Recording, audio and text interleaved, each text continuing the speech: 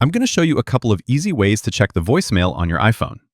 The iPhone's phone app has a couple of different layouts, so finding your voicemail will depend on which layout you're currently using. Let's take a look at both options. I'll go to my phone app, and I'm currently using the classic layout here, which means I can actually see a voicemail button down there in the bottom right corner. Tap that, and you'll see all the recent voicemails here. You can tap any of them from the list and hit the play button to play the message. Most of the time, you'll also see a transcription below, which is helpful to give you a quick idea what the message is about.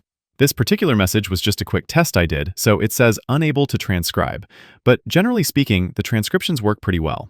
If you're in the phone app and you don't see a button for voicemails, you're probably using the new unified layout in the phone app. If you go to the Recent Calls tab, you can then change the layouts by tapping this little filtering button in the top right corner. I'll set it to the unified version to show how to find voicemail here.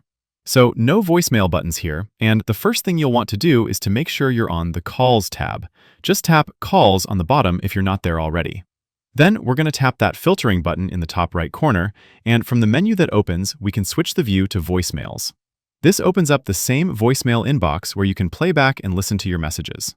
You can then use the same button in the top right corner to go back to your Recent Calls view, or whatever you'd like to look at next. So that's how you check your voicemail. There is one more option. You can go to the keypad and long press number 1. That'll dial your carrier's voicemail inbox so you can actually listen to the voicemails just like it used to work back in the day. Click that like button if this helped, leave a comment if you have any questions, and before you head out, subscribe to my channel. I post similar, quick and easy guides almost every day.